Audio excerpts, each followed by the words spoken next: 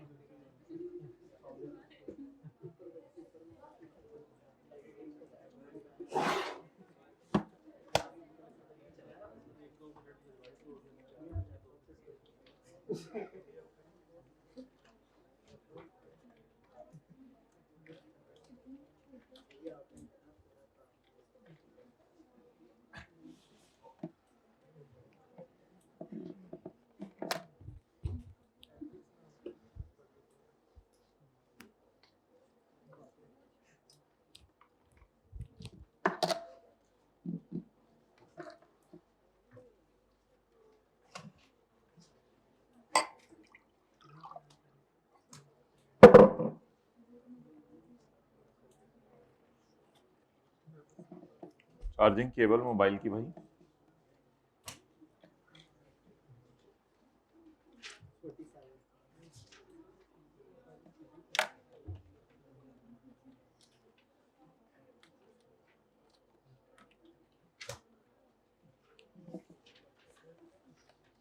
Chapter number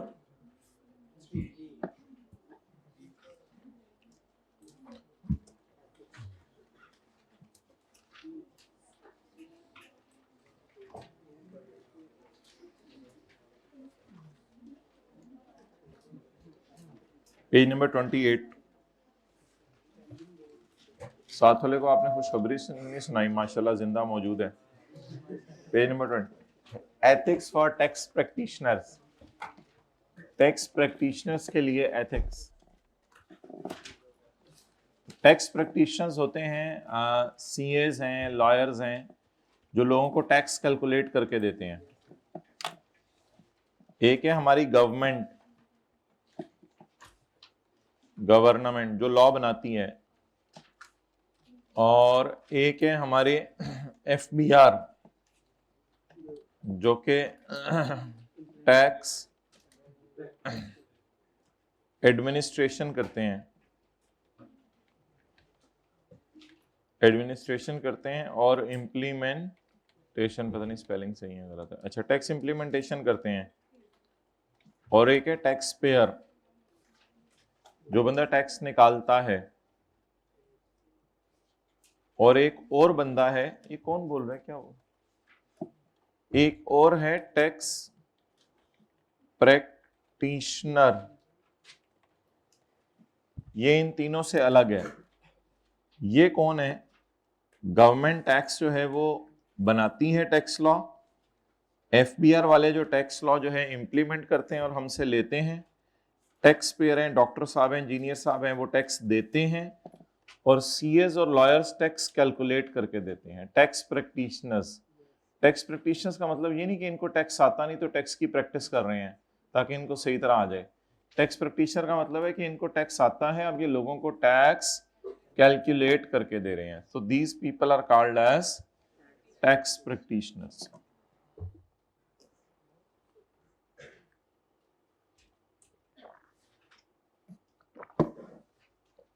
तो ये चार किस्म के लोग हैं जो लोग जो है जिनके लिए ये चैप्टर बनाए एथिक्स का,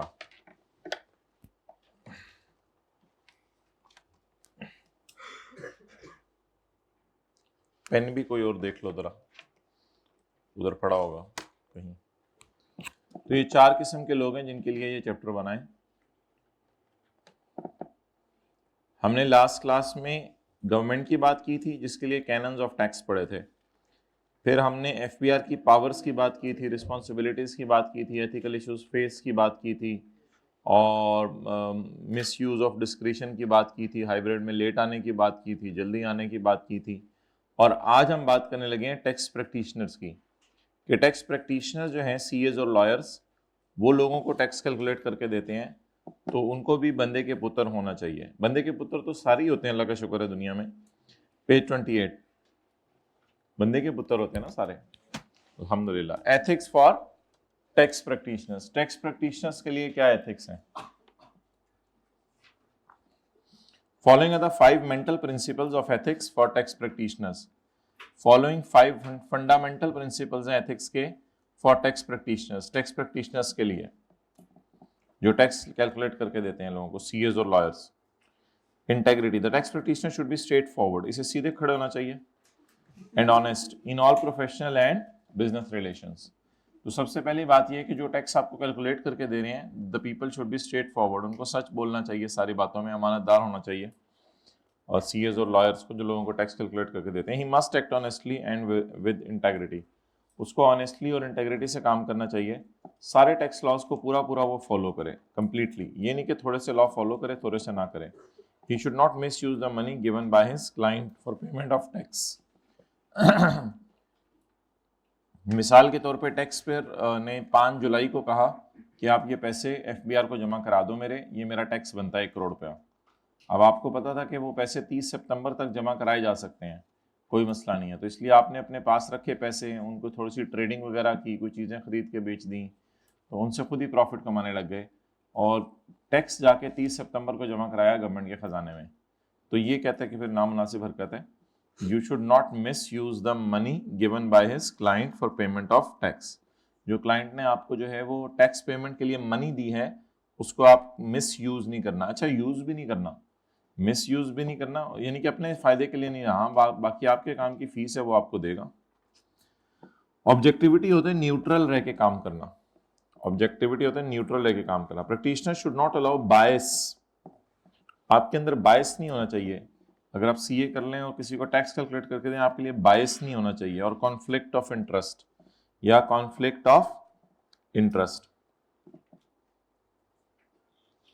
अब वो कहे आपको कि आप मुझे कम टैक्स निकाल के दो, आप मुझे कम टैक्स निकाल के दो, तो आई विल पे मोर फी, मैं आपको ज्यादा फीस दूंगा। लेकिन आपको पता है कि उसके लिए आपको लॉ वायलेट करना पड़ेगा, तो ये फिर गलत है। अगर लॉ तोड़ना पड़ेगा तो ये गलत है। लॉ के अंदर रहते हुए अगर टैक्स बचा के देंगे, इसमें कोई मसला नहीं है। कम टैक्स दो, कम टैक्स कैलकुलेट लिखें। टैक्स पेयर ने कहा कम टैक्स कैलकुलेट करके दो, ज्यादा फीस दूंगा, कम टैक्स कैलकुलेट करके दो, ज्यादा फीस दूंगा। भाई ये लेक्चर तो ऑनलाइन अब अपलोड नहीं होंगे, खुदा ना खास्ता अगर आज वाला यूट्यूब पे हो भी गया और कोई बच्चा घर बैठा हुआ फिजिकल वाला रात को 9 बजे लेक्चर देख रहा है, तो 9 बजे अब लेक्चर देखे ना देखे, 10 बजे की सीट करवाए और वापस आए, अब बहुत हो गई बस। तो ये क्या कोई इंडिया ने मैसेज भेजा था कि यहाँ यहाँ हमने फेंकने हैं, तो ये जगह खाली कर दो, कि क्या चक्कर हुआ था? लोग धड़ाधड़ घरों में जा रहे हैं, घरों में जा रहे हैं, घरों में जा रहे हैं, हॉस्टल बंद हो जाते हैं। अच्छा, तो क्या क्या लिखा हुआ है? टैक्स पेयर ने कहा टैक्स कम, हाँ टैक्स कम कैलकुलेट करके दो। क्या चीज? वो तो मैं बताऊंगा ना। टैक्स कम कैलकुलेट करके दो, तो अगर आपको लॉस ब्रेक करके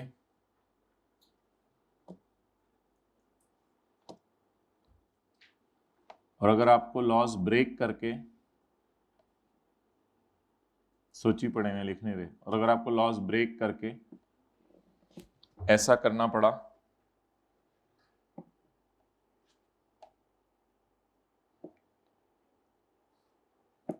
ताकि ज्यादा फी मिले,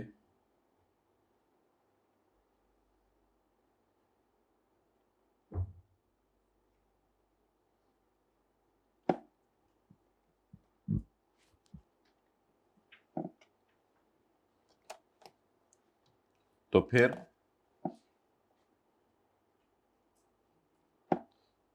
सीए न्यूट्रल नहीं रहा, तो फिर सीए न्यूट्रल नहीं रहा। हमें न्यूट्रलिटी खत्म होगी ना।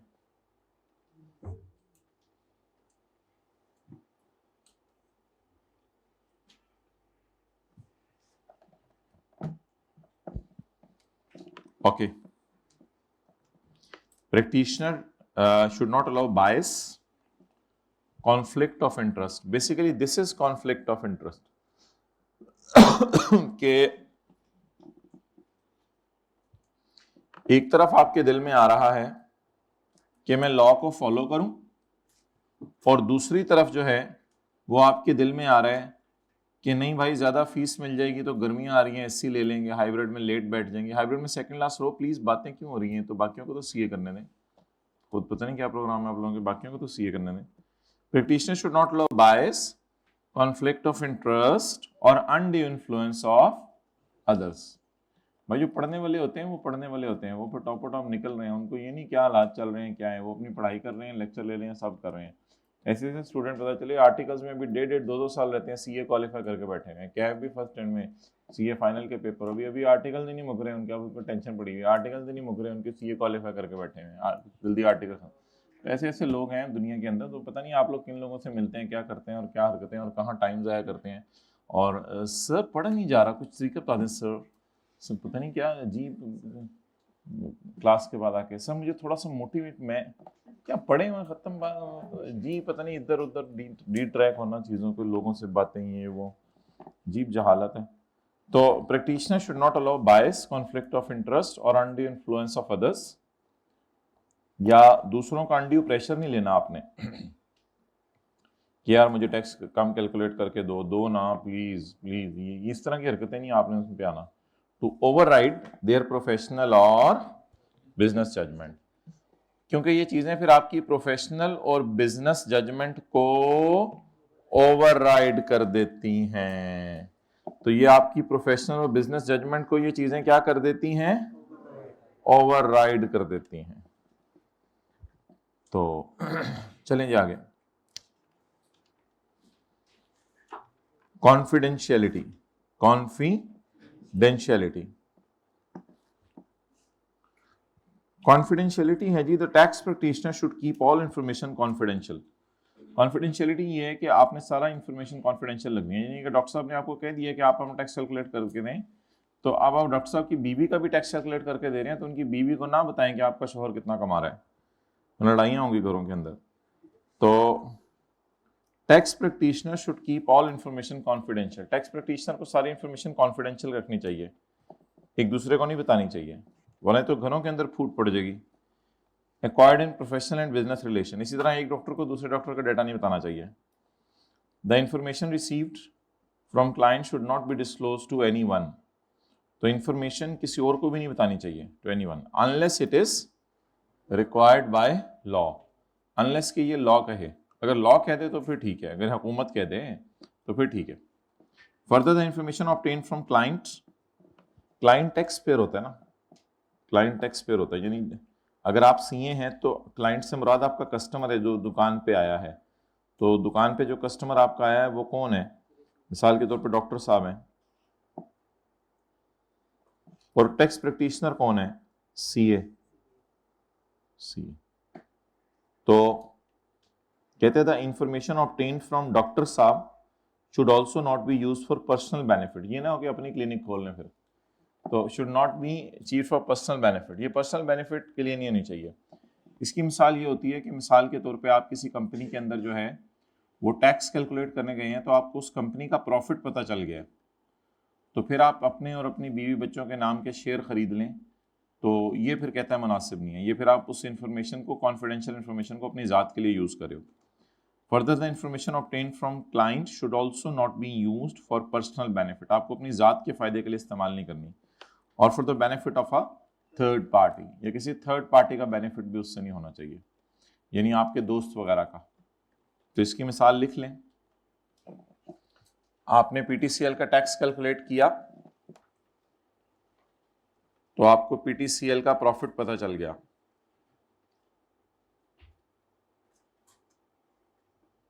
आपने पीटीसीएल का टैक्स कैलकुलेट किया तो आपको पीटीसीएल का प्रॉफिट पता चल गया।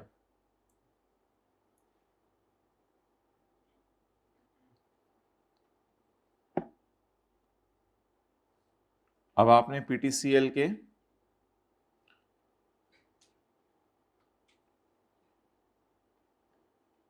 शेयर नहीं खरीद लेने जब तक कि प्रॉफिट अनाउंस ना हो जाए।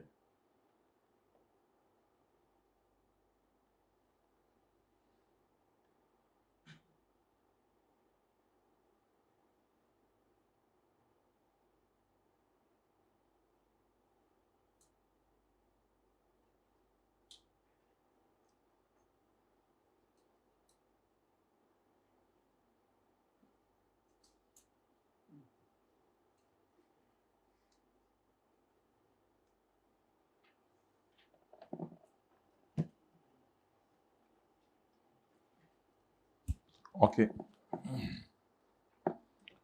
Professional competence and due care, professional competence and due care का ख्याल रखना है।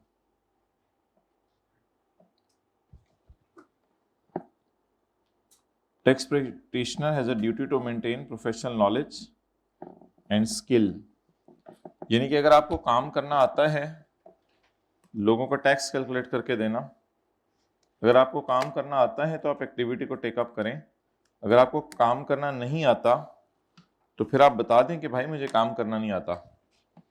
तो अगर आपके अंदर कॉम्पिटेंस हो तो फिर आप काम को टेकअप करें। ये मोबाइल बहुत ख़राब करता है क्लास में।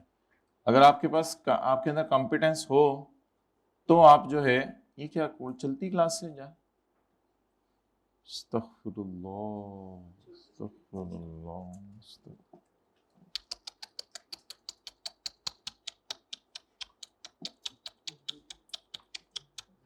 टैक्स प्रैक्टिशनर के ऊपर ड्यूटी है to maintain a professional knowledge and skill at such a level that client receives a competent service. Tax practitioner CA और क्लाइंट मींस डॉक्टर साहब अचीव अ गुड सर्विस। आपके पास इतना knowledge होना चाहिए कि आप अगले को अच्छी सर्विस दें। जैसे आपका कोई दोस्त कहे भाई मैं आ रहा हूँ आलू बैंगन पकाओ, आपको आती ही नहीं आलू बैंगन पकाना, तो आप आलू देख के परेशान हो जाते हैं, आलू बन जाते हैं, तो फिर आप उसे बता दें भाई मैं I am not competent. The practitioner should have complete knowledge and skill of the service provided by him. आपको कंप्लीट नॉलेज हो तो आप टेकअप करें, वरना ये एक्टिविटी टेकअप ना करें। मैं बड़े छक्के मारूंगा मुझे टीम में रख लो, बैट नहीं पकड़ा जा रहा। All tax laws should be applied properly, सारे टैक्स लॉज प्रॉपरली अप्लाई करने चाहिए, यानी आपको पूरा लॉ आना चाहिए। सारे टैक्स लॉज प्रॉपरली अप्लाई करने चाहिए in accordance with the circumstances. भाई कोई और पेन ढूंढो, उसे कहो। Staff members should be well train, staff को ट्रेन पे लेके जाया करें, खुद अपनी गाड़ी पे आ जाया करे सीए। मतलब ये कि जो स्टाफ आपके साथ काम करने जा रहा है सीए का, उसको भी ट्रेनिंग दे के लेके जाएं, ठीक है, वरना वो अजीब अजीब सवाल पूछ लेगा। डॉक्टर साहब आप मरीजों को देखते हैं, डॉक्टर साहब वो अजीब अजीब सवाल पूछेगा। डॉक्टर साहब आपको मैं आंखें दिखा सकता हूँ, डॉक्टर साहब इधर है मैं आपको आंखें दिखाऊं। तो स्टाफ होता है, तो स्टाफ होता है ना, फिर स्टाफ तो आपकी तरह का नहीं होता ना फिर वो। प्रोफेशनल बिहेवियर, प्रोफेशनल बिहेवियर ये है कि जो अम्मी शादियों पे कहती हैं आपको बिहेव बेटा, एक एक करके बोतल पी लेना, तुमने 2 बोतलें इकट्ठी पकड़ ली हैं। प्रोफेशनल आपको नहीं कहती, दिल पे ना लिया करें, दिमाग पे लिया करें चीजों को। The practitioner should follow the laws and, अभी भी 2 ही पीते हो आजकल, हंस रहे हैं मुझे देख के। The practitioner should follow the laws and regulations practitioner को एक उधर ही बोतलों वाली जगह पे पी के आ जाते हैं ना लोग, तो पता है। The practitioner should follow the laws हैं, तरीके बता रहे हैं हमें। The practitioner should follow the laws and regulations, practitioner को चाहिए कि लॉज और रेगुलेशंस को फॉलो करे। एंड शुड अवॉइड हरकतें, ऐसी हरकतें ना किया करे विच डिसक्रेडिट द प्रोफेशन। तो सीए को सीए करने के बाद ऐसी हरकतें नहीं करनी चाहिए कि लोग कहें कि देखो सीए ये करते हैं। He should follow the code of ethics, उसे कोड ऑफ एथिक्स को प्रॉपरली फॉलो करना चाहिए। डेवलप फॉर टैक्स प्रैक्टिशनर्स, ये कोड ऑफ एथिक्स अगले सफे पे आ रहा है, थोड़ी सी देख रहे हैं, नजर मार रहे हैं, नजर आ रहा है कोड ऑफ एथिक्स लिखा हुआ, थोड़ी सी चाहती मारी, शुक्रिया। He should misbehave with the people, उसको लोगों से मिसबिहेव करना चाहिए। ही शुड बिहेव, साथ वाले को नहीं, आप थोड़ी देर बाद क्लास में कहते behave please, behave. He should behave with the courtesy with the people, साथ वाले को कहीं behave, बुरा तो नहीं मना लिया उसने। उसके लिए कल तरबूज लेके आने आपने ठंडा करके।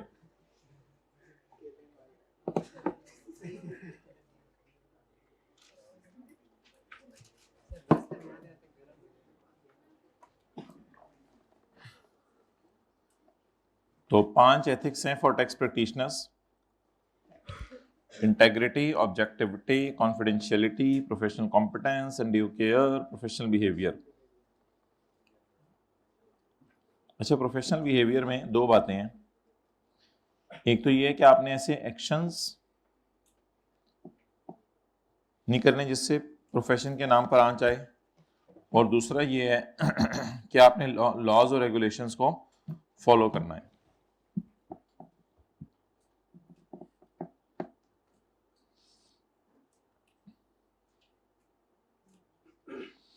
अब आ जाए ethics for tax payers, page number 24।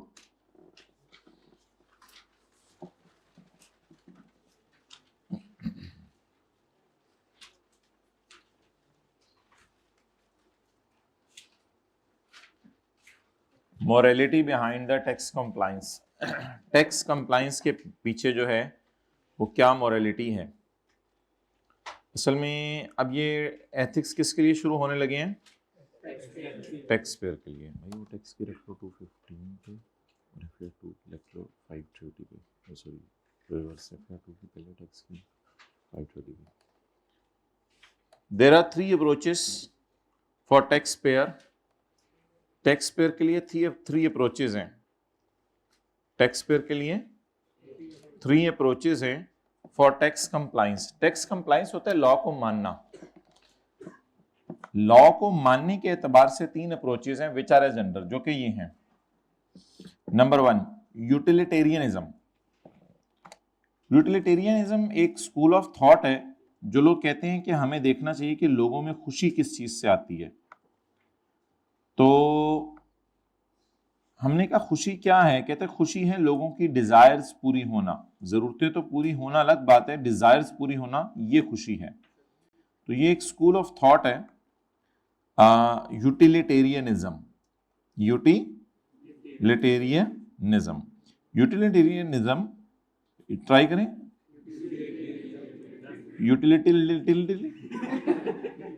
Utilitarianism tells us to aim for greatest happiness. ये चाहता है कि ग्रेटेस्ट हैप्पीनेस हो अक्रॉस द पॉपुलेशन। देखिए साथ वाले के दांत, across the population. Happiness is satisfaction of desires, जरूरतें नहीं सिर्फ, ये सेटिस्फेक्शन ऑफ डिजायर्स है। डियोंटोलॉजी बोले, डियोंटोलॉजी, टोलोटोली। डियोंटोलॉजी क्या कहते हैं? डियोंटोलॉजी ये कहते हैं कि basis ethics on the idea of duty. ये रजिस्टर दे दें सेकंड क्लास में, जिसका है वापस, जिसका था उसी के बस पढ़ रहने दिया करें ना, क्लास चल रही होती है। अच्छा वापस करना है आप उधर से, पानी की बोतल, अब यही चलता रहेगा पूरी क्लास में। डियोंटोलॉजी, डियोंटोलॉजी चेंज नहीं बैठना। Deontology basis ethics on the idea of duty. ये कहता है कि एथिकल बिहेवियर इसलिए जरूरी है कि ये आपकी ड्यूटी है। मतलब ये कि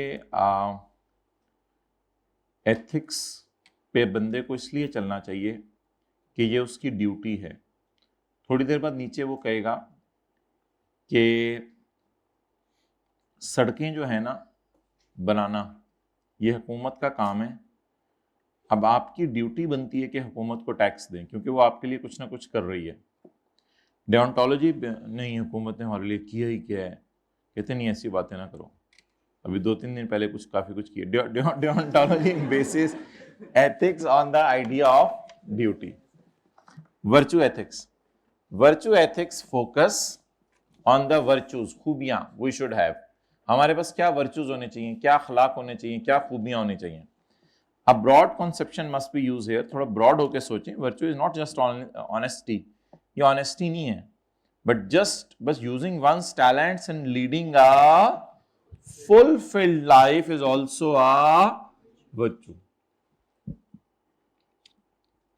Using talent, talent इस्तेमाल करना भी एक virtue है, खूबी है। और भाई ये सबसे बड़ी खूबी है कि जाहिरी बात है आप अपनी सलाहियत को इस्तेमाल करें। जो बंदा मोबाइल के ऊपर जो है गेमें खेल रहा है वो अपना ऑब्वियसली टैलेंट इस्तेमाल नहीं कर रहा, वो टैलेंट जाया कर रहा है, कोई फिजिकल एक्टिविटी कर लेता। तो virtue is only honesty, is just not honesty but also using one's talents and leading a मुनासिब life, fulfilled life is also a virtue. ये भी एक वर्चू है। अब ये बस उसने अप्रोच बताई है, आगे अब आपको समझ आएगी जब ये लिंक कर रहा है चीजों को। For taxpayers following utilitarian approach, for taxpayers following जो टैक्स पेयर यूटिलिटेरियन अप्रोच के कायल हैं, यूटिलिटेरियन फिरके से ताल्लुक रखते हैं, उनके लिए सबसे बड़ा इकोनॉमिक गोल ये है कि गुड्स एंड सर्विसेज आम लोगों को मिल जाएं ताकि उनकी डिसेंट लाइफ गुजरे, ताकि लोग खुश हों। इनकी सुई खुशी पड़ी हुई है। Utilitarian compliance level, compliance level का क्या मतलब है?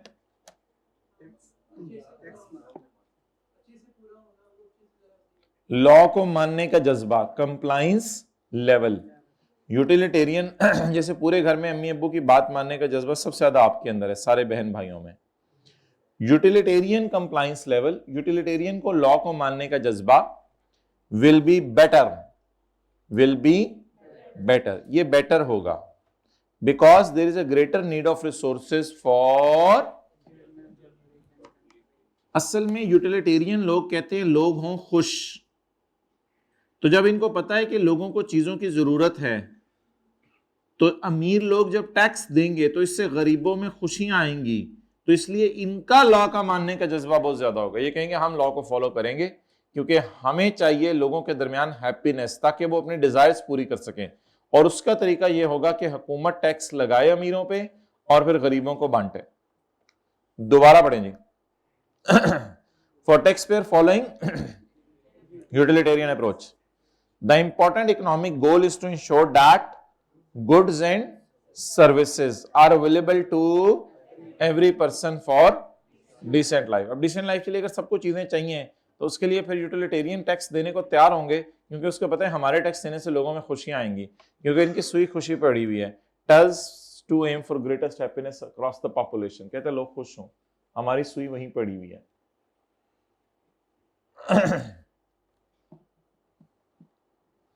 यूटिलिटेरियन का लॉ को मानने का जज्बा बेटर होगा because there is a great need of resources for general public and country. Next, deontologist. भाई ये पेन के लिए वो मोबाइल वाली केबल देखो अगर मिलती है तो, उससे अब्दुल्ला से पूछो को पड़ी होगी। डिओंटोलॉजिस्ट, डिओंटोलॉजिस्ट मोबाइल वाली मेरे। डिओंटोलॉजिस्ट ये होता है कि वो कहता है कि आपने ड्यूटी है इसलिए काम करना है। तो हुकूमत की सड़कें बना रहे हैं, हुकूमत के अस्पताल इस्तेमाल कर रहे हैं, हुकूमत की जो है वो स्ट्रीट लाइट्स इस्तेमाल कर रहे हैं, हुकूमत की मोटरवे इस्तेमाल कर रहे हैं, तो इसलिए आपको जो है वो क्या देना चाहिए? टैक्स देना चाहिए। जैसे आपके साथ वाला नेक इंसान कहता है अल्लाह ने चांद बनाया, अल्लाह ने सूरज बनाया, अल्लाह ने सितारे बनाए, अल्लाह ने ज़मीन मेरे लिए सख्त कर दी वरना मैं चल कैसे सकता, इसलिए मैं अल्लाह की इबादत करता हूँ सुबह शाम, अल्लाह का शुक्र है। साथ वाला जो नेक बुजुर्ग है आपके बैठा हुआ। डिओंटोलॉजिस्ट, डिओंटोलॉजिस्ट अप्रोच क्या कहती है? इट ले डाउन एब्सोल्यूट ड्यूटीज। ये एब्सोल्यूट ड्यूटीज की बात करती है। ये क्या करती है? एब्सोल्यूट ड्यूटीज की बात करती है। आगे पढ़ लें, आगे तो आसान है।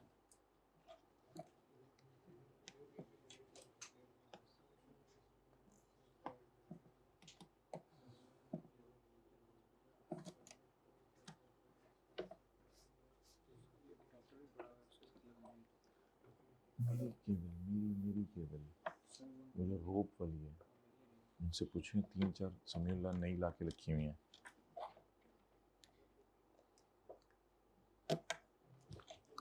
अच्छा, deontologist approach lay absolute duties. There is a duty of individuals to pay for social resources provided by government. Individuals की ये ड्यूटी है कि जो गवर्नमेंट रिसोर्सेज प्रोवाइड कर रही है उसके लिए जो है वो रिसोर्सेज गवर्नमेंट प्रोवाइड करे तो इंडिविजुअल्स के लिए पे करें। The one who uses a public hospital और a public road should pay for it. So this approach says that it is the obligation of tax payer to pay taxes ताकि लोगों की facilities मिल सकें। Virtue ethics, virtue ethics ये कहता है कि one should use one's talents to the full, अपनी सलाहियतों को पूरा इस्तेमाल करना चाहिए। पैसे इंकरेज करते हैं लोगों को कि अपने टैलेंट इस्तेमाल करें। अब ये एक बैलेंस सा मेंटेन करना पड़ता है हुकूमत को। पैसों का मिलना इंकरेज करता है गवर्नमेंट को, पैसों का मिलना इंकरेज करता है लोगों को कि वो अपनी सलाहियतें इस्तेमाल करें और सुबह सुबह उठ के दुकान पे जाएं। लेकिन अगर आप बहुत ज्यादा टैक्स रेट रख देंगे तो दुकान पे जाते हुए बंदा ये भी सोच रहा होगा कमाऊंगा 100 रुपया, 40 दूंगा हुकूमत को तो मेरे पास कितना बचेगा, आखिरी स्लैब रेट में तो 40% तक रेट है। But very high tax rate reduce these incentives.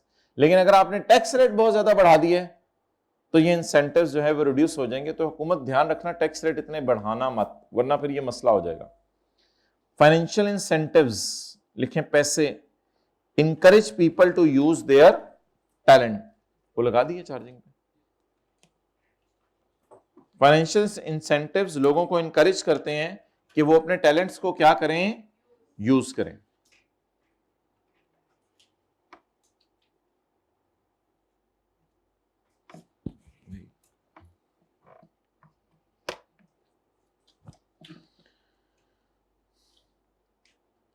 अच्छा जी, virtue ethics says one should use talents to the full.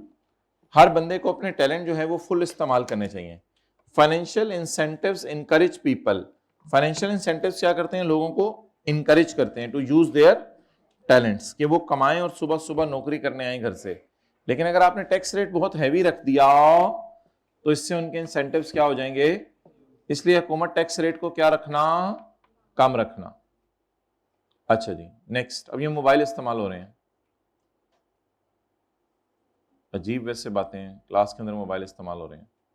Next, another virtue is charity.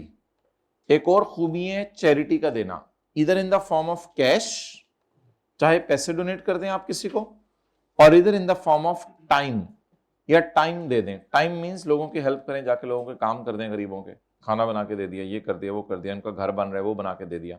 Another virtue is charity, इधर in the form of cash और time. जिस बंदे के पास tax rate कम होने की वजह से घर लेके जाने के लिए पैसे ज्यादा होंगे वही चैरिटी देने का सोचेगा। The more take home cash people have, the more take home cash people have का मतलब लिखें, टैक्स रेट कम होगा तो ज्यादा पैसे घर लेके जा सकेंगे। टैक्स रेट कम होगा तो ज्यादा पैसे घर लेके जा सकेंगे।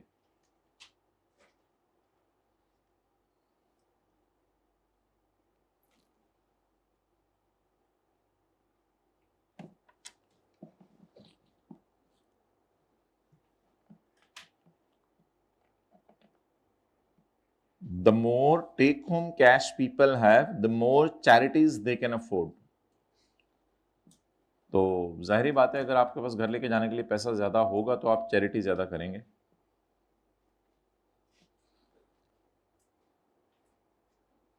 And also find time to perform charity work, और फिर आप चैरिटी वर्क के लिए टाइम भी निकालेंगे।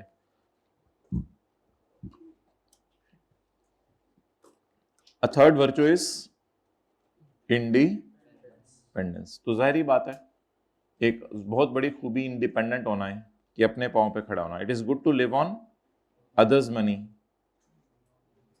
It is good to live on others money. तो हमारी तबीयतें ऐसी ना हो कि हम लोगों को ये कहते हो भाई तुम्हारे तुम पेपर दो पास हो गए, तुमने मुझे कुछ खिलाया ही नहीं यार, तुमने तो रूम शिफ्ट कर लिया, तुमने मेरा मुंह नहीं मीठा कराया, तुमने तो मोटरसाइकिल मोबाइल ले लिया, तुमने मेरा मुंह नहीं मीठा कराया। इनका जितना भी मुंह मीठा करा दो इनका कड़वा ही रहता है। तो खुदा के लिए इस तरह की ये नाजेबा हरकत ना किया करें, ये मुसलमान की शान नहीं है कि लोगों से मांगना इस तरह। A third virtue is independence, तो इंडिपेंडेंट रहें। A third virtue is independent. It is good to live on others money, खाने का बिल दोस्ती दे दे। It is good to live on on money. Low tax rate make independence easy. तो आज आके इसमें वो बार बार यही कह रहा है कि बस लोगों को इंडिपेंडेंट करो टैक्स रेट कम रख के, तो फिर लोग अपनी सलाहियतें इस्तेमाल करेंगे। ये सारी बात की थीम है कि टैक्स रेट कम रख के लोगों को इंडिपेंडेंट करो तो वो अपनी सलाहियतें इस्तेमाल करेंगे। सारे को जरा दोबारा पढ़ लें ऊपर से। For taxpayers following utilitarian approach, the important economic goal is to ensure that goods and services are available to everyone for decent life. Utilitarian का लॉ मानने का जज्बा जो है वो बहुत ज्यादा होता है, because there is a great need of resources for general public, क्योंकि जनरल पब्लिक के लिए रिसोर्सेज की बहुत ज्यादा जरूरत होती है। डिओंटोलॉजिस्ट, डिओंटोलॉजिस्ट ये कहते हैं, पेन भेज दें घर से ना, पेन भेज दें।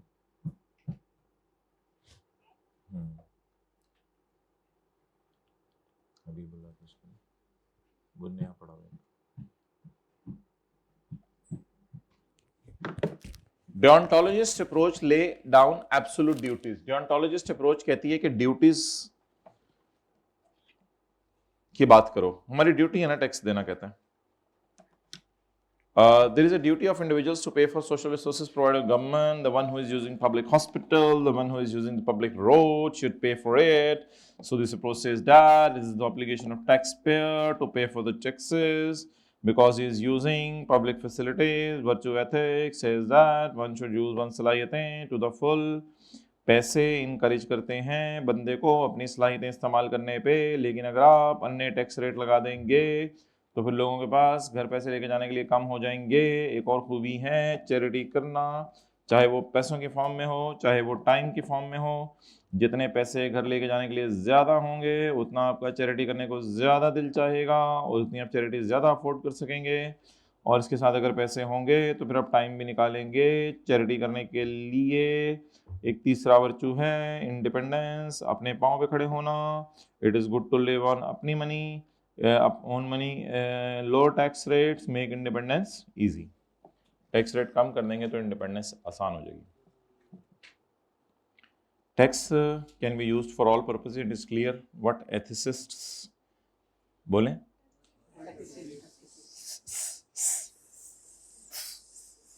एथिसिस्ट्स would say about these purposes. मतलब इस लाइन के तरह अगले सफे पे आके देखें, वापस कर दें, वो सीसी करता रहेगा।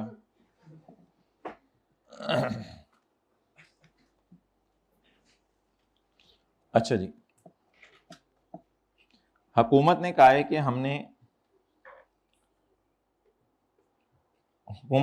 हमने गरीबों के लिए टैक्स इकट्ठा करना है, ताकि हम टैक्स इकट्ठा करें लोगों से और गरीबों में बांटें। अब एफबीआर वाले अपने दफ्तर से टैक्स लेने के लिए निकले। एफबीआर वालों को एक बंदा ऐसा मिला जिसके बारे में लोगों ने बताया ये तो यूटिलिटेरियनिज्म अप्रोच से ताल्लुक रखता है, ये तो हर वक्त लोगों को कह रहा होता है कि यार लोगों को खुशियां नहीं मिल रही, लोगों को खुशियां नहीं मिल रही, लोगों में खुशियां आनी चाहिए। फिर लोगों ने टैक्स वालों को बताया कि एक और बंदा भी हमारे मोहल्ले में रहता है, वो कहते हैं ड्यूटी है हमारी हुकूमत को टैक्स देना, ड्यूटी है हमारी, सुबह भी लगा हुआ था, ड्यूटी है हमारी हुकूमत को टैक्स देना। और तीसरा बंदा हमारे मोहल्ले में ऐसा भी रहता है जो कहते हैं टैक्स रेट कम हो जाए तो मैं बड़े टैलेंट इस्तेमाल करूंगा, मैं ये कर दूंगा, मैं वो कर दूंगा।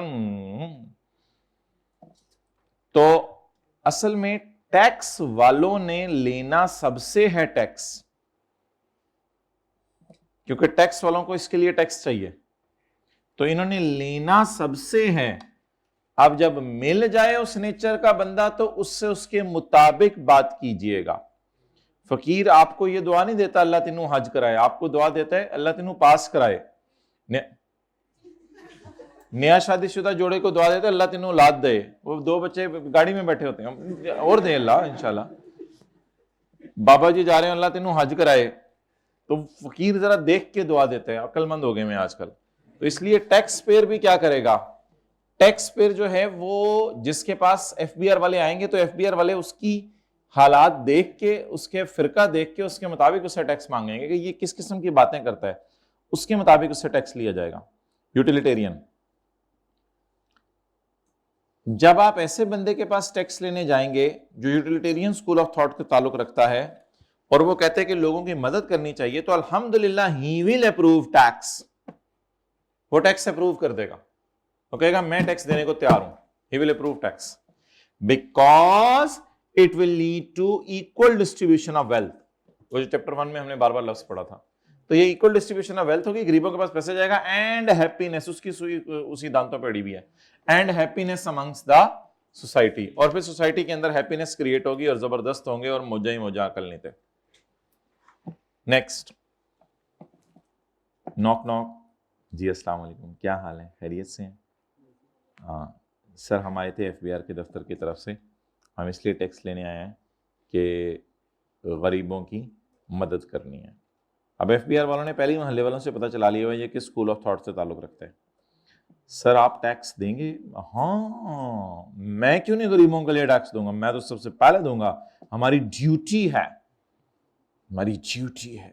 इसकी सुई ड्यूटी पड़ी हुई है, हमारी सुई ड्यूटी है to take care of poor. मुझे तो तुम लोग सबसे ज्यादा पुअर लग रहे हो। अच्छा, to take care of poor, तो गरीबों की मदद करना हमारी ड्यूटी है, इसलिए हम टैक्स देने को तैयार हैं। बेगम अपना परस लाओ।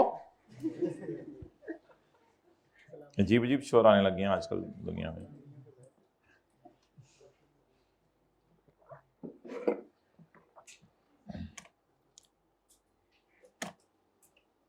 किताबों में तो लिखा हुआ है शोहर को पॉकेट मनी देने के बाद पूछना भी नहीं चाहिए कहाँ खर्च हुई,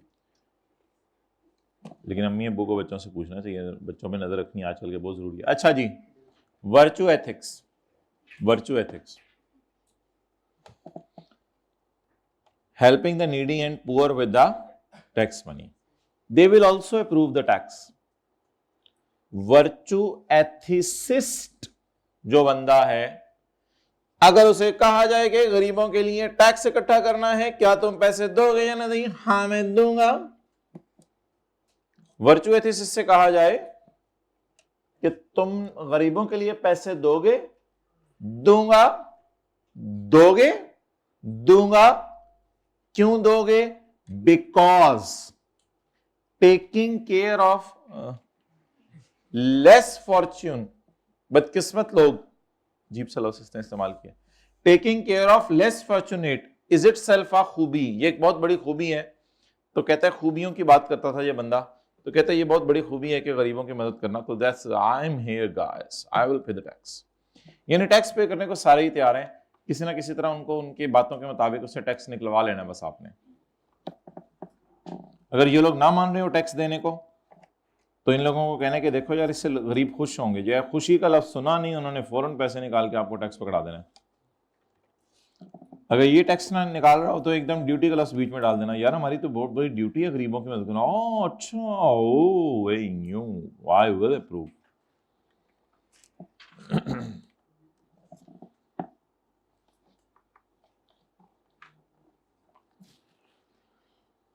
providing law and order, health care and education. साथ वाले को देखें, एजुकेशन की जरूरत लग रही है आपको? Providing law and order, health care and education to public. अगर ये मकसद है टैक्स लेने वालों का कि लोगों को तालीम मिले, लोग कांगड़ी पहलवान ना हो, लोग जो है वो माशाल्लाह हट्टे कट्टे हों, तो फिर ऐसी सूरत में कि शेर से मुकाबला करना पड़ जाता है कभी जिंदगी में। तो यूटिलिटेरियन अप्रोच क्या कहती है? Will approve tax. अल्हम्दुलिल्लाह हम टैक्स देगा, बिकॉज ज्यादा गुड्स होंगी, ज्यादा सर्विसेज अवेलेबल होंगी आम लोगों को। सुई हमारी पता है तुम्हें कहाँ अड़ी हुई है, तो इससे लोग खुश होंगे। जाहिर बात है लोगों में सेहत होगी तो खुश होंगे ना, सिक्योरिटी फील करेंगे तो खुश होंगे, वरना तो घर बैठे रहेंगे। और तालीम होगी तो भी खुश होंगे। तो इस वजह से कहते हैं हम भी टैक्स देने को तैयार हैं। डियोंटोलॉजिस्ट का भी कुछ लिख सकता था, लेकिन उसने नहीं लिखा है कि अपने अपनी किताब में, तो छोड़ें बस इसको। वर्चू एथिसिस्ट, अगर तुम लोग इसलिए टैक्स लेने आए हो तो मैं टैक्स देने को तैयार हूं, बिकॉज इससे लोगों को एक अच्छी जिंदगी मिलेगी। जाहिर बात है सेहत होगी, सिक्योरिटी होगी, तालीम होगी, लोगों को अच्छी जिंदगी मिलेगी दुनिया में। And utilise their talents to full, आ जाके कहते हैं मेरी सुई हुई टैलेंट्स पड़ी हुई है, तो इससे ये लोग अपने टैलेंट्स भी इस्तेमाल करेंगे। कांगड़ी पहलवान ने क्या अपना टैलेंट इस्तेमाल करना, हर वक्त पड़ा रहता है। गैर तालीम याफ्ता ने क्या अपना टैलेंट इस्तेमाल करना। तो कहता है कि अगर इन लोगों टैक्स लेके इन लोगों को तालीमें देनी है और ये करना है वो करना है, कहता है मैं तो बड़ा ज़बरदस्त खुश हूँ इस पर। बस अब एक दो बातें पढ़ते हैं, फिर वो टेस्ट वाला न्यूमेरिकल डिस्कस करते हैं।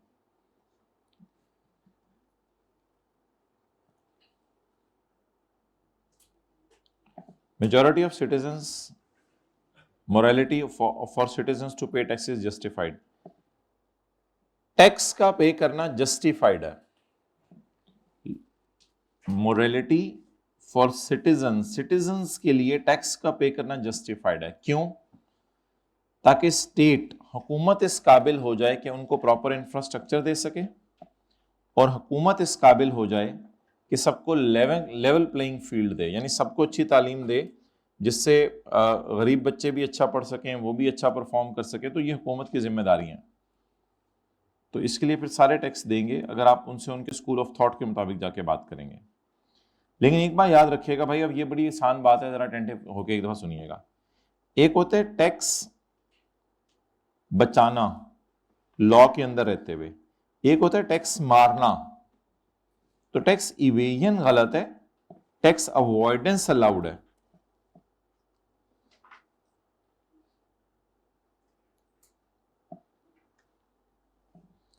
Tax evasion is an illegal practice, tax avoidance is the legal use of tax law. तो tax evasion is an illegal practice where individuals, AOPs, companies गलत तरीके से अवॉइड करती हैं टैक्स, ये गलत है। इन टैक्स इवेजन टैक्सपेयर्स जानबूझ के conceal the state of affairs to tax authorities, जानबूझ के सच नहीं बताते, झूठ बोलते हैं कि हमने कैपिटल गेन इनकम कमाई नहीं है, हमने कोई प्रॉपर्टी बेची नहीं।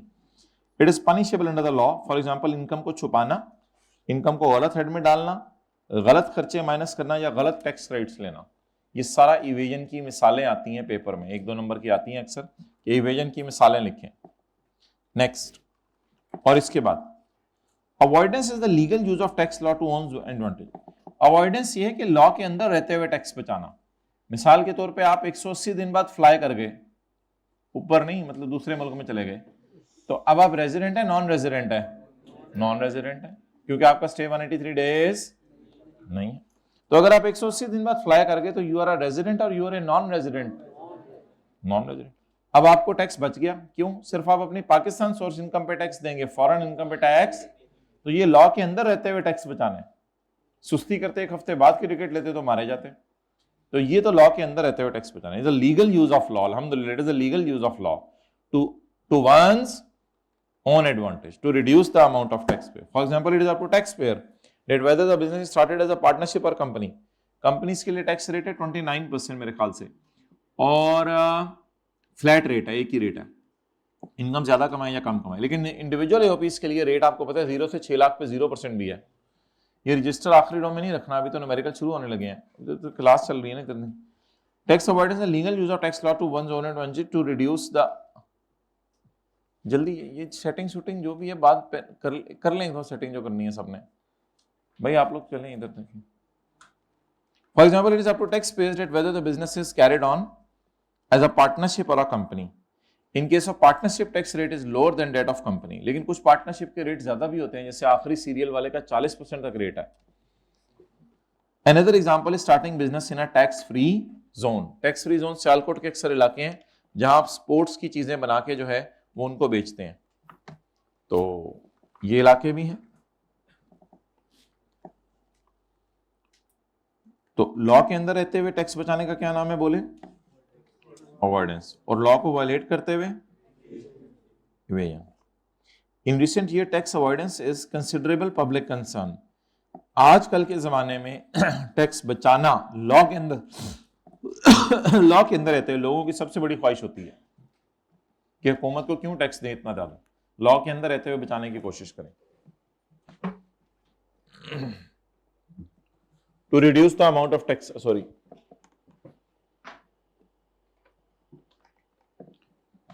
दो अगरचे एग्रेसिव और एब्यूसिव अवॉइडेंस, अवॉइडेंस होनी चाहिए लेकिन एग्रेसिव या एब्यूसिव नहीं होनी चाहिए। यानी बस पीछे ही पड़े हुए हो, लॉ की किताब को बार बार पढ़ के किसी तरह मुझे टैक्स बच ही जाए, ना ही देना पड़े। कहते हैं बहुत ज्यादा लॉ को पढ़ के पीछे पड़ जाना कि बस मैं तो, यानी कि बुरे हद तक टैक्स अवॉइड करना, हर किस्म के कॉमे फुल स्टॉप से मतलब निकाल निकाल के। कहते हैं तुम तो पता नहीं क्या किन चक्करों में पड़ गए हो। कहते हैं अवॉइडेंस करो लेकिन एग्रेसिव और अब्यूसिव तो ना करो ना। अगरचे एग्रेसिव और abusive avoidance as oppose to simple tax planning. Tax plan करो अपना, कि मैं प्लानिंग कर रहे हो आप कि जल्दी टिकट ले रहे हो, ये कर रहे हो, वो कर रहे हो, आपके पास अभी पैसे नहीं है तो शेयर बेचे नहीं आपने, 30 जून को नहीं बेचे, 1 जुलाई को बेच दिए, अब तो फिर उसका टैक्स अगले साल देना पड़ेगा। तो 30 जून को आप बेचने लगे शेयर, आपने कहा नहीं तो बहुत गेन आ जाएगा, तो 1 जुलाई को बेच दिए। ये प्लानिंग कहता है करो, इसमें तो मैं तुम्हें मना नहीं कर रहा, लेकिन ये कि अब्यूसिव अवॉइडेंस करने की कोशिश करो, हर जगह ही टैक्स में गलतियां निकाल के कह रहे हो या नहीं यार ये तो लॉ ही गलत बना हुआ है, मैं तो यहां भी टैक्स नहीं देना, ही कहते ये नहीं मुनासिब। It is compliance with the law अगरचे एग्रेसिव और abusive avoidance as appear to simple tax planning which seeks to comply with letter of law. तो एक होता है letter of law which seeks to comply with the letter of law. Letter of law का मतलब होता है कि इस हुक्म का मतलब क्या है, इस हुक्म का मतलब क्या है। आपने कई दफा देखा होगा अबू अम्मी को बात कहते हैं, अब वो उस बात के 2 मतलब निकलते हैं, तो बच्चे कई अपने फायदे का मतलब उठा लेते हैं। हालांकि बड़ी बहन कह रही होती है बेटा उनके कहने का ये मकसद था, उनके कहने का ये मकसद था, लेकिन आप अपने काम की जिसमें चीज निकाल के आप जो है वो गड़बड़ कर लेते हैं। नहीं नहीं नहीं, उन्होंने कहा था जो मर्जी ले लो, मैं मोबाइल लेके आ रहा हूँ। उन्होंने कहा था जो मर्जी ले लो से मुराद ये था कि आप तुम कपड़े लेने जा रहे हो, जूते लेने जा रहे हो, जैसा मर्जी लेके आ जाना। नहीं नहीं नहीं, अम्मी के पर्स में 2 लाख रुपए पड़ा है, उन्होंने जाते हुए कहा था जो मर्जी ले लो। तो अब ये तो आप उसको इसको कहते हैं एब्यूसिव और एग्रेसिव अवॉइडेंस।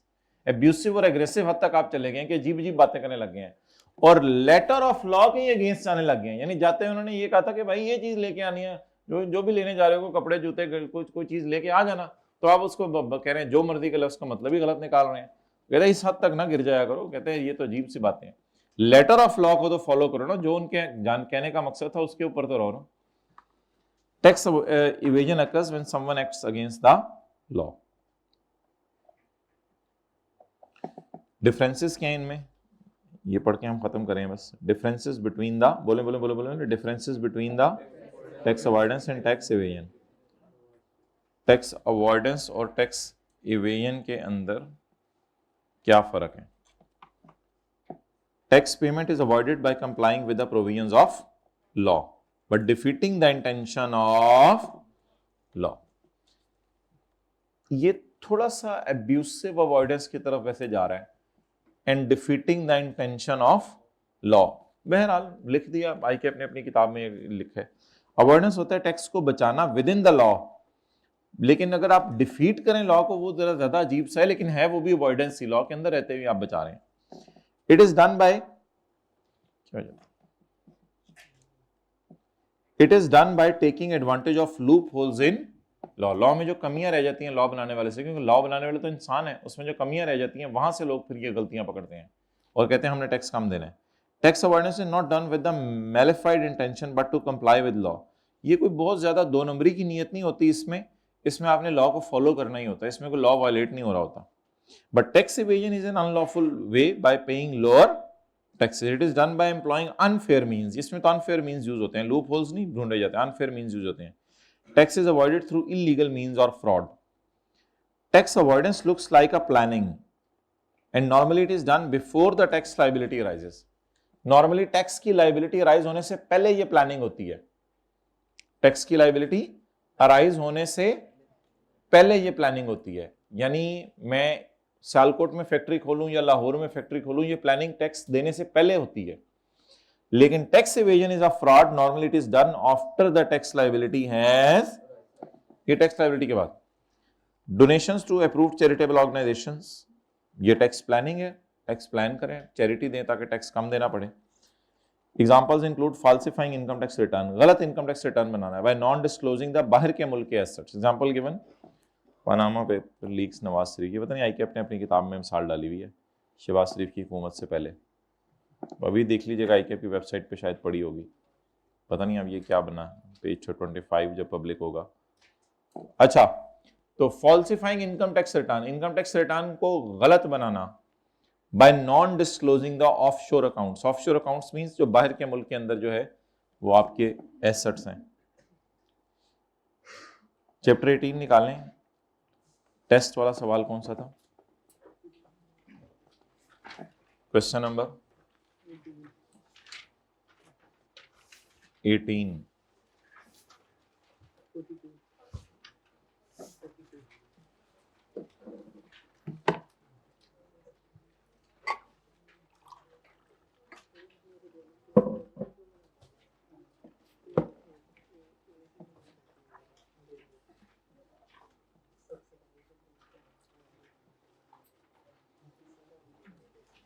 भाई हबीबुल्लाह से पूछो आगे।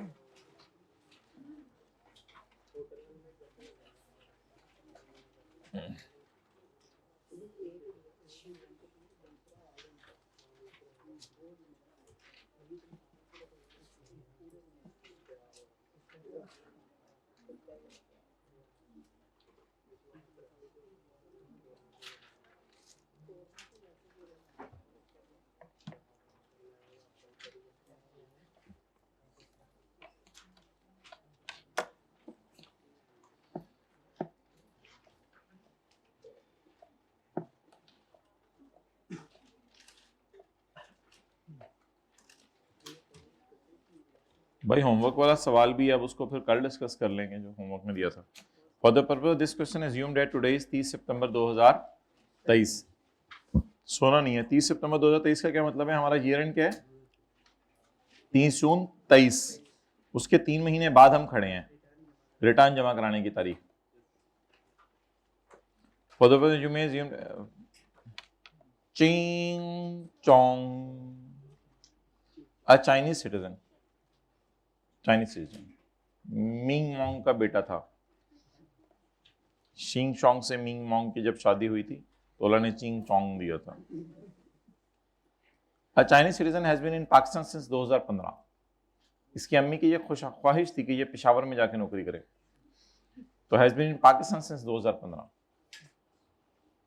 2015 सिंस पैदाइश से पाकिस्तान है? नहीं, फॉर कैरियर ग्रोथ और अपने कैरियर को बेहतर करने के लिए he left his employment with Hope Limited। Hope Limited में उसने नौकरी छोड़ दी, an unlisted company, एक unlisted company on 30 September, and joined a leading chain of hotels, namely Desire Hotels।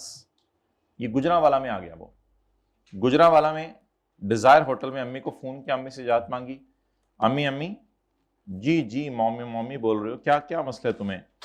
अम्मी I need career growth, I want to move to Gujranwala from Peshawar because in Gujranwala there is a tikka dukan of Desire Hotels, very beautiful bater tikka they do sell. So this chain of hotels I want this job because Ammi you know I need my career growth। The details of his emoluments during the year ended thesis। 7 वाले की जब सवाने उम्र लिखी जाएगी 100 साल बाद, तो उसमें लिखा होगा आला तालीम हासिल करने के मॉडल टाउन पे इशारे के 7 वाले कॉलेज में आए थे ये। The details of his emoluments during the year ended 30 June 2023 are as follows.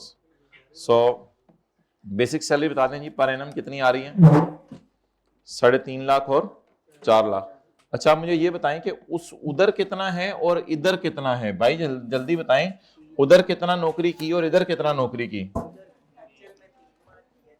ठीक है। और अगली चीज क्या आ रही है माय डियर? Medical allowance. अच्छा, नीचे जाके देखें कोई मेडिकल फैसिलिटी वगैरह आपको नजर आ रही है? नीचे जाके देखें पूरे सवाल में कोई मेडिकल फैसिलिटी नजर आ रही है? तो बोले खाली मेडिकल अलाउंस दिया हो तो क्या करना है? एग्जाम कर देना up to 10% of basic salary. Okay guys, भाई वो आ गया है समीर भाई? हाँ, बेसिक सैलरी बोलें 3 लाख जरब 350,000 जरब, भाई जरब को मल्टीप्लाई कहते हैं हमारे मुल्क में, जी बोले 4,50,000 जरब 9, ये 9 पंजाबी वाली 9, इंग्लिश वाली 9, 9। जिनको पंजाबी वाली 9 नहीं पता उनको बताने की जरूरत ही नहीं, they are not living in this country. 5100।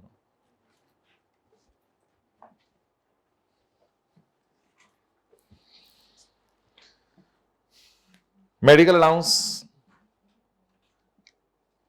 exempt up to 10% of basic salary. जी माय डियर, मेडिकल अलाउंस बोलें 35,000 जरब 3 जमा जरब 9 इज इक्वल टू, भाई मेरा कैलकुलेटर भी मंगवा लो घर से, 645। अगर मेडिकल अलाउंस खाली हो तो एग्जेम्प्ट होगा up to 10% of basic salary, up to 10% of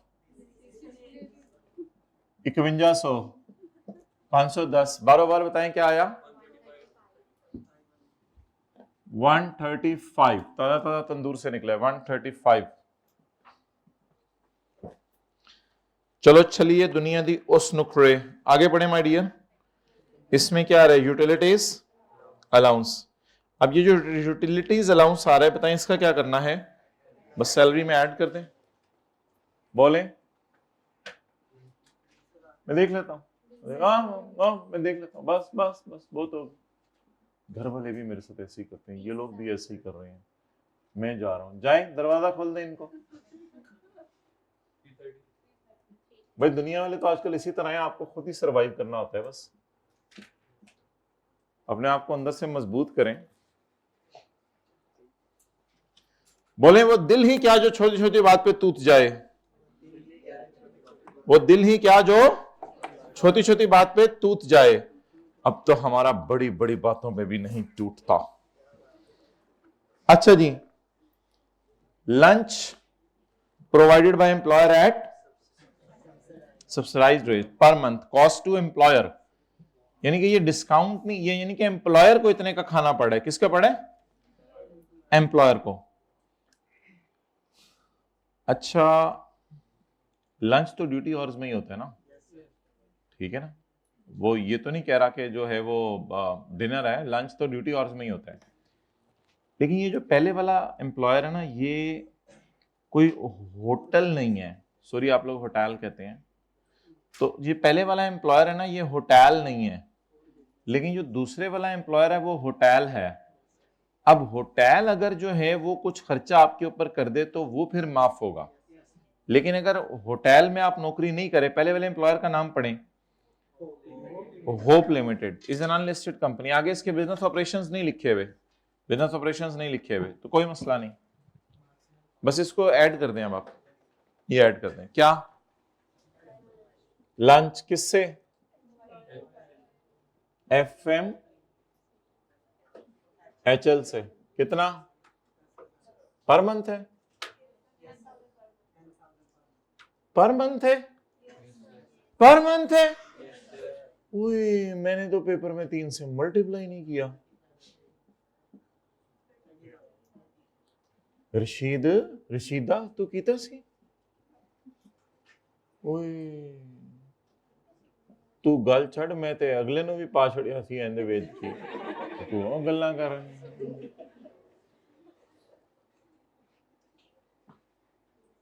क्या है ये? FMCG क्या है? Chang'e has been for the career growth. He's left his country with Hope Limited and unlisted FMCG on 30 September 2022 and joined a leading chain of hotels. ये analyst FMCG का क्या मतलब है यार? ये जो दोराना देखना, ये मुझे लगता है कोई टाइपिंग एरर हुई है। अच्छा चलो छोड़े, बस एक होप लिमिटेड है और दूसरी डिजायर होटल्स लिमिटेड। डिजायर ये एग्जाम्प्ट होगा क्योंकि ड्यूटी आवर्स में एम्प्लॉय को खाना खिलाना होटल की तरफ से क्या होता है माय डियर? एग्जामट। आगे चलें। Company maintain car both for office and personal use. Cost और फेयर मार्केट वैल्यू क्या लेंगे? कॉस्ट लेंगे। और पहले एम्प्लॉयर ने कितना सा दी रखी होगी? 3। और दूसरे एम्प्लॉयर ने कितना सा दी रखी होगी? ओके, छा गए आप। गड्डी, अब्बू लाए मोटर कार जिसके थे 4 वाले लाते हैं हम, हमारे इलाके में तो 5 वाले लाते हैं, स्टपनी भी होती है। ये अब्बू को रिक्वेस्ट कीजिएगा स्टपनी डलवा लें, वो जो टायर एक्स्ट्रा पड़ा होता है। हाँ जी। गाड़ी बोले 3 मिलियन। ये जो गाड़ी और लोन होता है ना, अगर एम्प्लॉयर एम्प्लॉय को दे तो उस पर इंटरेस्ट कैलकुलेट ये मंथली बेस पे करना होता है। तो गाड़ी वाली कैलकुलेशन भी इनटू, जाहिर बात है पुराने एम्प्लॉयर ने गाड़ी ले ली होगी जब उसके पास से जा रहा होगा, जमा 5 million into 5% into 9 total, grand total 225। यहां तक आपको लग रहा है कि आपके टेस्ट को देख के सोल्यूशन बनाया जा रहा है? ज्यादा होगी, खेल लें हमारे से आप। अच्छा जी, एनुअल बोनस रिलेटेड 2022। ओहो, ये तो 22 का बोनस मिला है 23 में। तो सैलरी के बेस में हमने क्या पढ़ा था? रिसीट बेस पे टैक्स होगी। चलो चलिए दुनिया दी उस नौकरी, मैं जान लगा मैंने रोक लिया, कहते ज्वाइन। बाउ न सर्फ एक्सल कितना? 350। ग्रेचुटी अनअप्रूव्ड बोले तो 122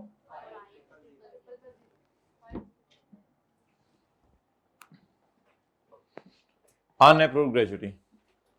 हाइब्रिड में सेकंड रो में बताया जा रहा है कि मेरा टेस्ट बिल्कुल सही नहीं हुआ इस दफा।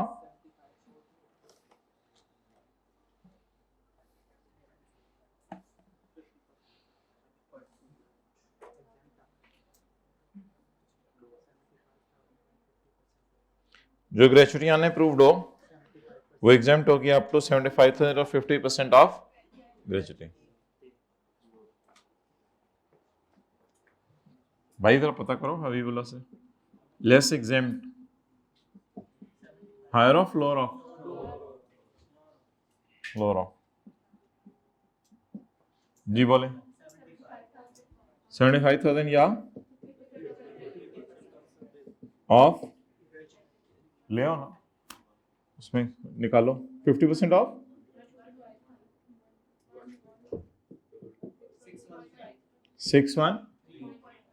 2.5। चलें इसको 75 कर लें शक। लोअर बार 11 अंदर 75 बार 115।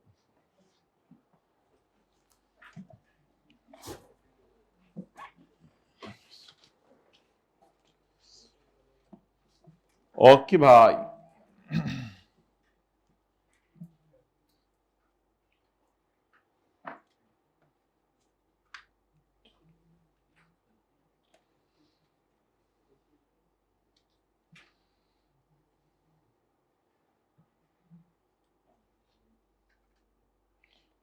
क्लियर यहां तक? चलें आगे। चार्जिंग केबल भी ले आइएगा।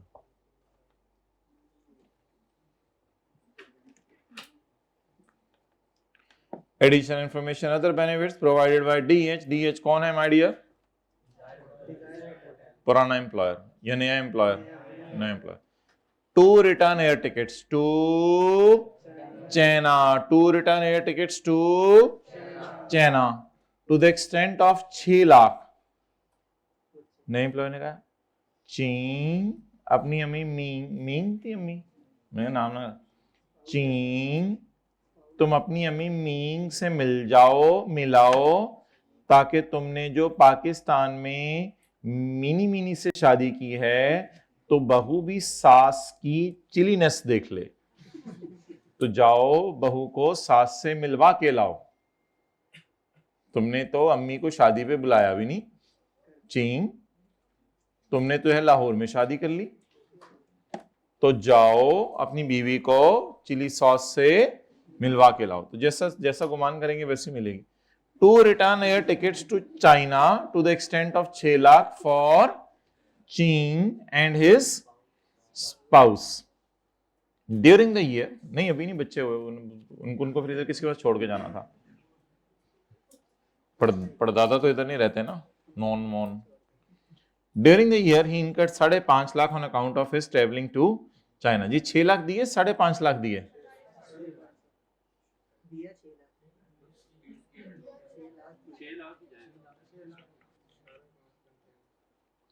ऊपर लिखा हुआ है बेनिफिट्स प्रोवाइडेड बाय डीएच। ऊपर क्या लिखा हुआ है? बेनिफिट्स प्रोवाइडेड बाय डीएच, कि डीएच ने बेनिफिट्स प्रोवाइड किए हैं। डीएच ने क्या प्रोवाइड किए हैं? बेनिफिट्स।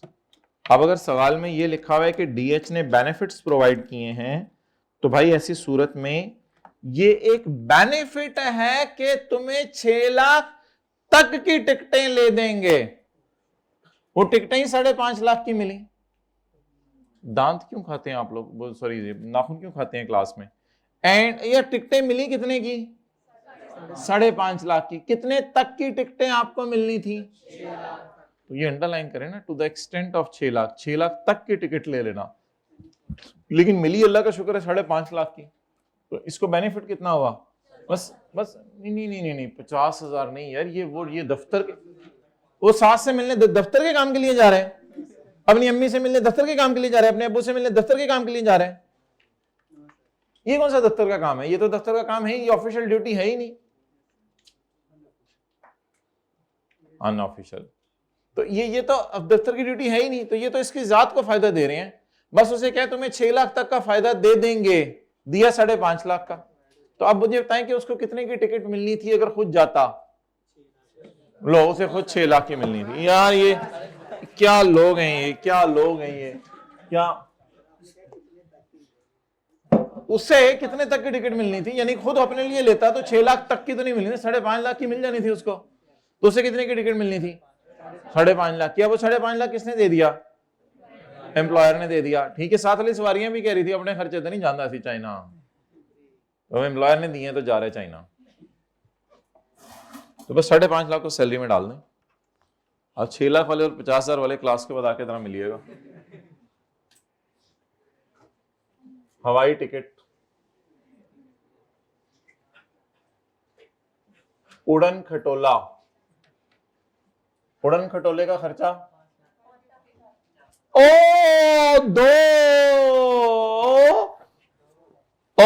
दो जरब दो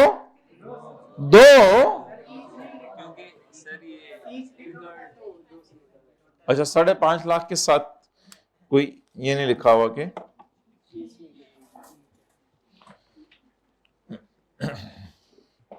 ठीक है, फिर तो मुनासिब टिकट लग रही है, हम भी किसी दिन। अच्छा ₹7.5 lakh receipt for signing a bond with DH. DH के साथ एक वादा किया है जिसके मुताबिक Chin cannot leave the WhatsApp group, sorry Chin cannot leave the organisation before 30/24। हमारे साथ वादा करो, तुम्हें हमने 30/29 में नौकरी दी है। चीन चीन तुम अपने कैरियर ग्रोथ के लिए किसी को छोड़ के हमारे पास आ गए थे, कल कला को किसी और ने कहा कि तुम्हारे कैरियर को ग्रोथ लगा देंगे, तुमने उसके पास चले जाना है। खुदा के लिए चीन हमसे वादा करो कि तुम हमें अगले साल के एंड तक नहीं छोड़ के जाओगे। चीन ने कहा मेरा कोई पता नहीं। 7.5 लाख लो, अब बोलो, जान भी हाजिर है तुम लोगों के लिए। तो बस ठीक है, इसने वो बॉन्ड साइन करने के पैसे लिए, सैलरी में ऐड होंगे, हमने पढ़ा था, ब्ला ब्ला ब्ला ब्ला।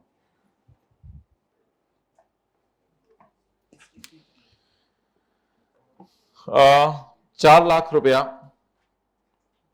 तुम्हें कमीशन देते हैं क्योंकि तुमने एक बहुत बड़ा कॉन्ट्रैक्ट हमें पकड़ के दिया है चीन, तुम्हारी चीननेस के हम कायल हो गए हैं, तो इसलिए तुम्हें हम कमीशन देते हैं 4 लाख। बस ये तो हमने सैलरी के चैप्टर के दूसरे सफ़े पे पढ़ा था कि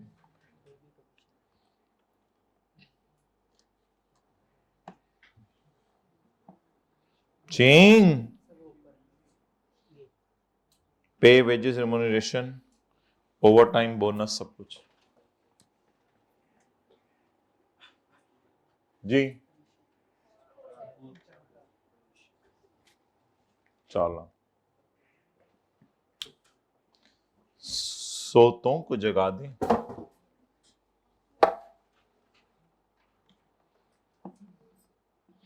payment of outstanding loan of 38 lakh. Outstanding का लोन का क्या मतलब होता है? जो लोन पेएबल था। आउटस्टैंडिंग लोन पेएबल, पे कर दिया। आउटस्टैंडिंग का मतलब होता है पेएबल, पेमेंट का मतलब होता है पे कर दिया। पेएबल लोन पे कर दिया, पेएबल लोन पे कर दिया बाय नया employer as per the terms of. अब नए एम्प्लॉयर ने किसको लोन वापस किया, जरा पढ़ लेने दें। अब कहानी तो बताओगे तो हमें पता चलेगी ना, मिला हम तो नहीं होना। Ching Chong had obtained this loan from पुराना एम्प्लॉयर। अच्छा, तो पुराने एम्प्लॉयर से लोन लिया था चिंग ने, जब नए एम्प्लॉयर के पास आया तो नए एम्प्लॉयर के सामने रोना डाला होगा कि यार वो पुराने एम्प्लॉयर का लोन मैंने वापस करना है, मैं तो उसका नौकरी करूंगा तो ऐसा ऐसा उधार वापस। चल चुप, तो हमारे पास आ रहा है, तेरे उधार हम उतारेंगे।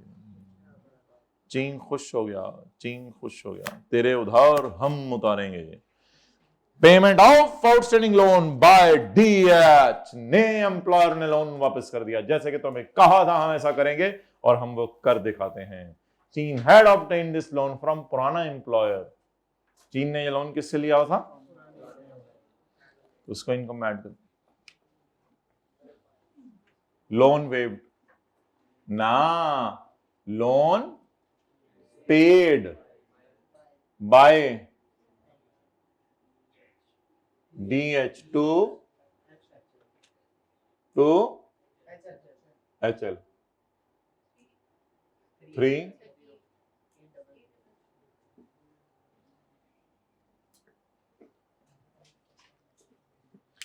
तो हमने ये पढ़ा था कि उधार जो है वो किसी भी किस्म का हो, अगर एम्प्लॉयर वापस कर दे तो एम्प्लॉयर यानी कि आपका उधार पे कर दे तो ये आपकी सैलरी में ऐड हो जाएगा, क्योंकि आपको खुशी होगी ना।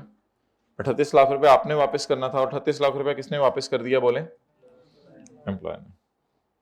ये इसने अपने घर की तामीर के लिए लोन लिया था।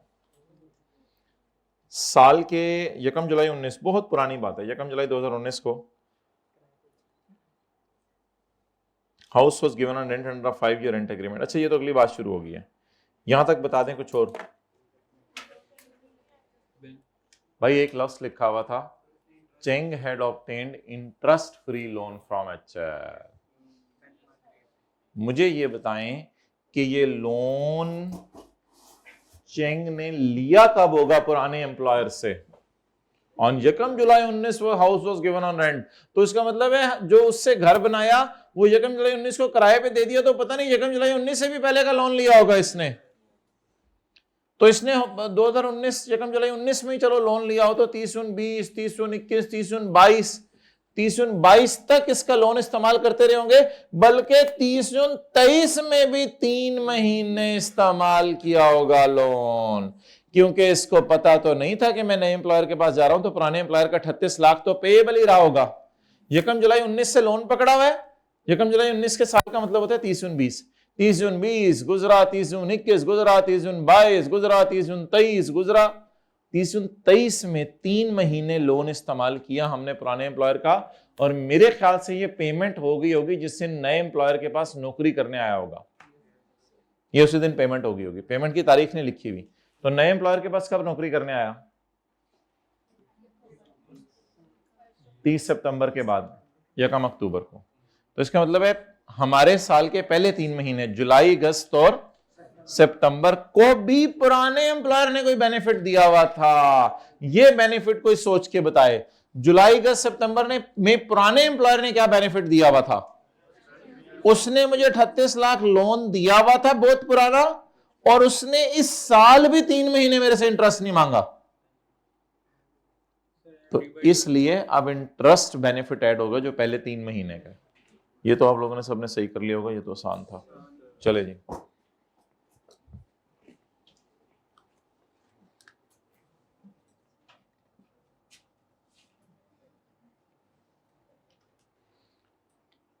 अच्छा ये बिल्कुल उसी तरह है कि कल कल को किसी सवाल में आ जाए कि एम्प्लॉयर ने एम्प्लॉय को गाड़ी दी कि गाड़ी मेरी है तुम इस्तेमाल करो, 2 महीने बाद एम्प्लॉयर ने कहा चलो तुम गाड़ी मुफ्त में ही रख लो। तो ऐसी सूरत में 2 महीने आप करेंगे, ये हाइब्रिड से कौन उठ के जा रहा, ऐसी सूरत में आप 2 महीने करेंगे गाड़ी की कॉस्ट इंटू 5 या 10% इंटू 2/12, क्योंकि 2 महीने तो आपने एम्प्लॉयर की गाड़ी इस्तेमाल की है, वो बेनिफिट आपको अलग मिला है, और दूसरे महीने के एंड पे जब गाड़ी उसने हमेशा के लिए आपको ट्रांसफर कर दी तो फिर गाड़ी की पूरी फेयर वैल्यू सैलरी में एकदम मैड हो जाएगी।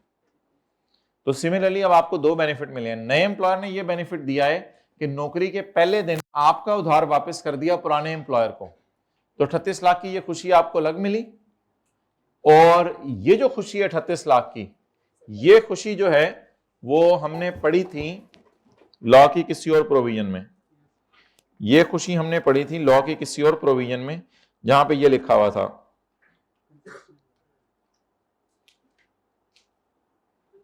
Page number 105, where an obligation of an employ towards, page number 106, where an obligation of an employ towards a third party, क्योंकि नए एम्प्लॉयर के लिए पुराना एम्प्लॉयर थर्ड पार्टी है, इज पेड बाय नया employer, it will be added in salary. तो point 10 के तहत हमने 38 लाख ऐड किया है, और अब पॉइंट नंबर 7 के तहत where no interest on loan is paid by employ, तो interest calculated in benchmark rate, point 7 के तहत ये लोन ऐड कर रहे हैं, interest free loan, loan 38 lakh जरब 10% इनटू लोन का बेनिफिट और गाड़ी का बेनिफिट, हमेशा मंथ बेस पे पोर्शन करना है।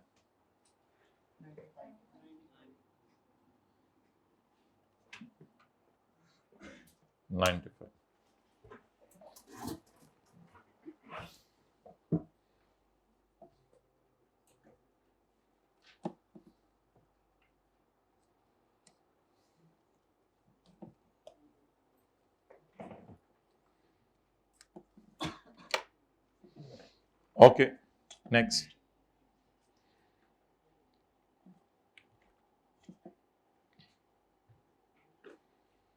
On 2 July, the house was given on rent under a 5-year rental agreement at annual rental of 8 lakh रुपया। टोटल कर दें इसका 1915। Working number 2, income from property, gross rent कितना है? अच्छा ये न्यूमेरिकल्स आपसे हो रहे हैं 50% तक? नहीं सही से बता दें, आधे आधा आधा हो जाता है न्यूमेरिकल? यार ये ज्यादा हो रहा है। आई कैप बिल्कुल जब फाइनल रिवीजन करके जाएं तो फिर आई कैप कहता है कम से कम आधा कर दो मुझे। आप लोगों तो अभी से आधा हो रहा है, ज्यादा पढ़े हैं, आधा हो रहे हैं आप लोगों से, आधा सही हो जाता है, माशाल्लाह बड़ी बात है यार, आधा अभी से सही हो रहा है। आई कैप तो चाहता है फाइनल रिवीजन करके जब पहुंचे तब आधा सही हो, आपका अभी से आधा सही हो रहा है माशाल्लाह, आप तो आधे से ज्यादा हो रहा है। फिर मैं जा रहा हूँ, फिर खुद ही पढ़ लें बाकी।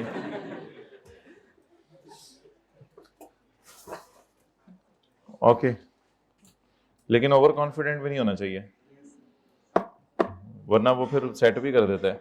On 2 July 19 the house was given on rent under a 5-year rent agreement at annual rental of 8 lakh. तो ये तो 2 जुलाई 19 का कराया, तो हम छोड़ें फिर, क्या? हाँ, इसको इस साल भी तो करेंगे।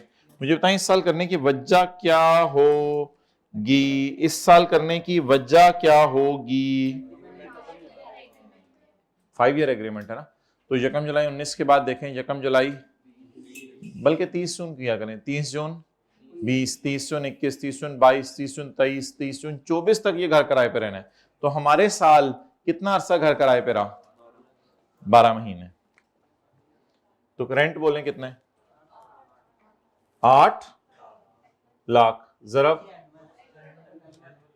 8 लाख ऑलरेडी एनुअल है। पॉज करें। अच्छा, gross rent 8 lakh less repair allowance. जी my dear, repair allowance calculate करें 1/5। हाँ जी, 16।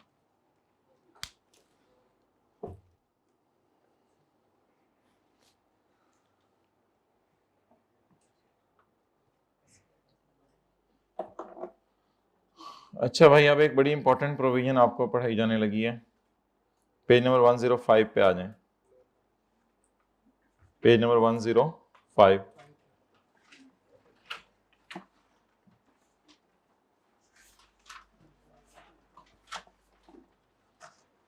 Where employee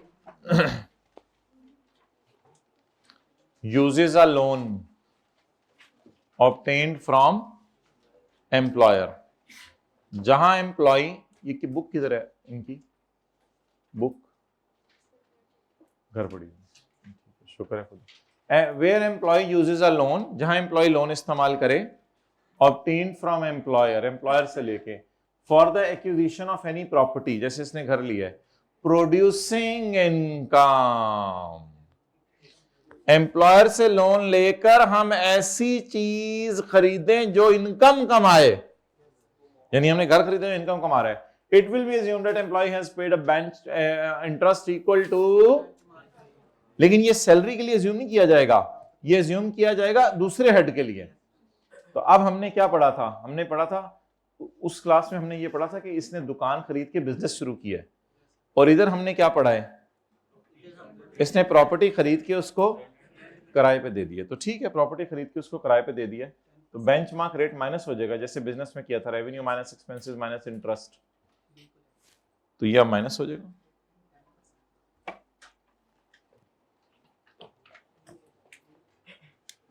अच्छा, लेस, और सेक्शन 15A जाके पढ़िएगा प्रॉपर्टी के चैप्टर में, वहां भी लिखा हुआ है कि इंटरेस्ट खर्चा माइनस करने की इजाजत है प्रॉपर्टी के चैप्टर में, कोई ऐसी खतरनाक बात नहीं है। लेकिन असल में हमने ये पॉइंट 8 इधर पढ़ा है। जब कभी आप कोई चीज एम्प्लॉयर के लोन से खरीदें और खरीद के उससे इनकम प्रोड्यूस करने लग जाएं, तो उसमें हमने पढ़ा था कि बेंचमार्क रेट फिर माइनस हुआ करेगा। तो अब बेंचमार्क रेट इंटरेस्ट का माइनस करें। लोन कितना था? 38 लाख इंटू 10%। लेकिन प्लीज ये लोन हमारा इस साल हमारे कंधों पे रहा ही 3 महीने, तीसरे महीने के एंड पे ये लोन हमारा है ही नहीं कि मैं इस पे इंटरेस्ट निकालूं। ये लोन मैंने कब लिया? बहुत पुराना। हमारे साल कितने महीने मेरे कंधे पे ये बोझ रहा? जुलाई, अगस्त, सितंबर। अक्टूबर से लेके जून तक ये बोझ मेरे कंधों पे था लोन का? नहीं था। तो जब ये बोझ नहीं था तो फिर इस पे इंटरेस्ट कैसे निकालूं मैं?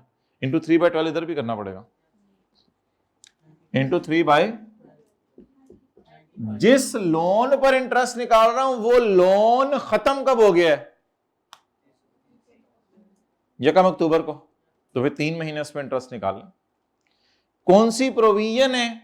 एक प्रोविजन है जो अभी मैंने पढ़ाई है, where an employee uses a loan obtained from for the construction of an asset which produce income, then interest will be allowed as deduction at benchmark rate. Interest benefit उसको दें, बेनिफिट दें असल में, वरना ये पैसे को फजूल खर्ची में इस्तेमाल कर सकता था। ये अपनी क्या कहते हैं, शादी कर लेता, अपनी कुछ कर लेता, ये हुई हुई है, हुई हुई है। तो एक पाकिस्तानी लड़की, अच्छा तो इंटरेस्ट माइनस करें भाई, माइनस करें 95, मुसलमान करेंगे इसको 95, 545।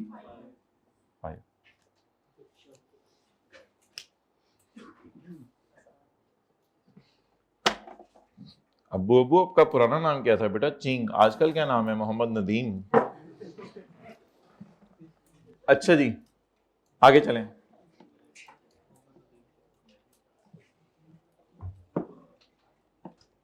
हाइब्रिड में चीजें बैग में डलनी शुरू हो चुकी हैं, अब मुझे नहीं समझ आ रही क्या करूं मैं। अच्छा जी, आगे चलें। बस ऐसे कहते हैं जैसे आप पता नहीं मजदूर हैं, सुबह के ईंटें उठा उठा के आपको थका दिया, और एसियों के अंदर नरम नरम सीटों पे बैठ के टेकें लगा के क्लासें हो रही हैं, और बस नहीं, हमारा दिमाग भी है कोई चीज। अजीब अजीब ना सोशल मीडिया से फिर से मेरा दिमाग फटने वाला है। दिमाग कहाँ से फटना है? क्योंकि दिमाग फटे देखा किसी के साथ में दिमाग फट, मेरा दिमाग फट जाएगा। हाइब्रिड से उठ के चले जाएंगे हम। During the year he received कुन्नी कुन्नी CNY, ये होगी चाइना की करेंसी होगी पता नहीं, CNY 31,000।